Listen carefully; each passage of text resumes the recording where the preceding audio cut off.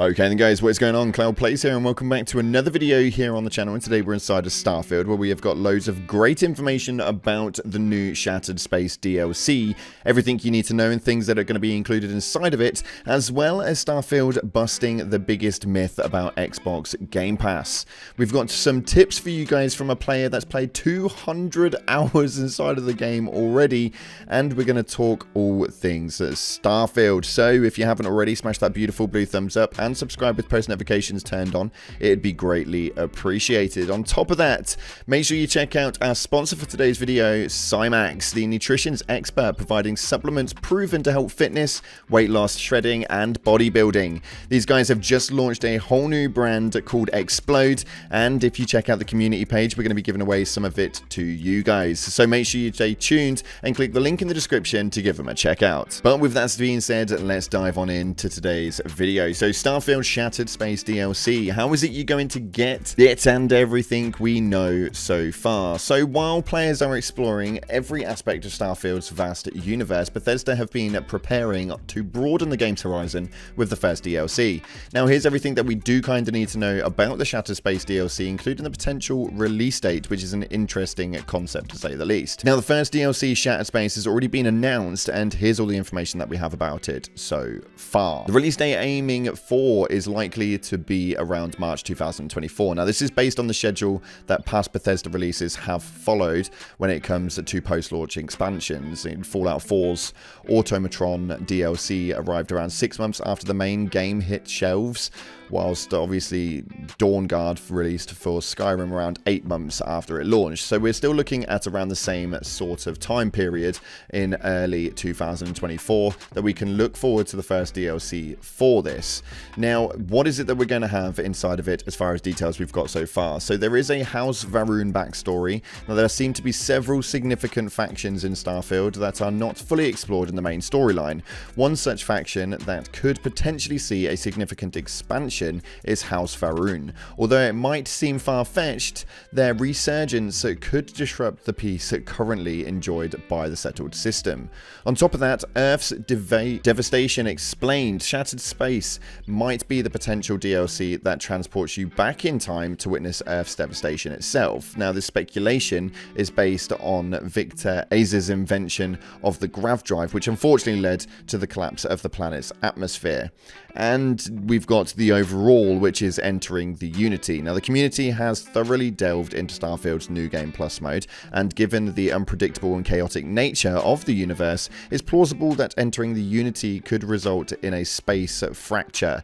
It's suggested that when you venture into New Game Plus, your existence is dispersed across the multiverse, which might support this theory heavily. But until that point of release, we'll have to wait and see what it is that Starfield Shattered Space DLC is officially revealing, and then we'll find out exactly what it is that Bethesda have plans. But as soon as more details are announced, we'll update you guys here on the channel 100%.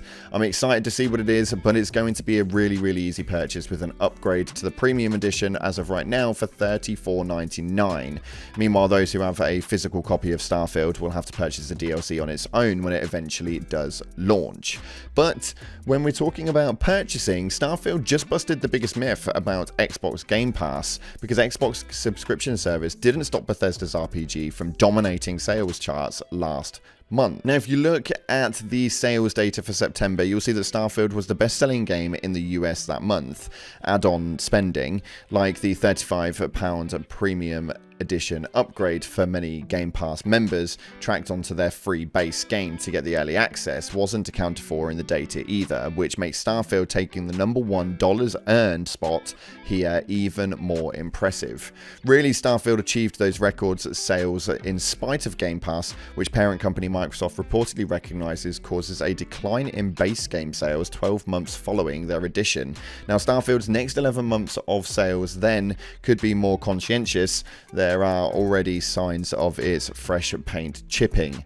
And on top of that though, Steam's global top chart sales, the latest Bethesda RPG fell a steep 26 spots from last week's placement in a measly rank of 45, sitting between the Division 2 and Lies of P, the latter of which also seems to be suffering from dwindling hype, which seems to be something that we experience a hell of a lot inside of the gaming community, to say the least. One thing though that you do need to get a little hype about is a post that was put up from a Reddit user that has played 200 hours of the game that seems to have a bit of a love for AMPs. Now he actually goes on to put this right here, stating, "From the things I wish I had done 200 hours ago, department. Put 1 point into Botany and build an outpost on Jemison to create Argon, Metabolic Agent, and Toxin, and then mass-produced AMP. Put it in your hotspot keys and permanently have 35% movement speed. This essentially just makes you move so much faster inside of the game, which is so bloody needed. It's mental. Don't get me twisted, the maneuverment in the game is more than enough, and it's quite enjoyable, but when you have got to venture through more the quieter areas, having a 35% movement speed is just going to be absolutely bloody game-changing. Another thing that is quite amusing, though, is how the devs actually managed to amuse themselves. So we have a bit of a comedy post right here saying the devs got to amuse themselves somehow with an ice machine stating it's out of ice while it's frozen over. Absolutely brilliant. Just a little cool one for you guys to add. But another post that is getting quite a lot of attention, and one that disappoints me greatly, is this one right here, which says, "Does Starfield feel sterile to anybody else?" And this is becoming all too regular at the moment.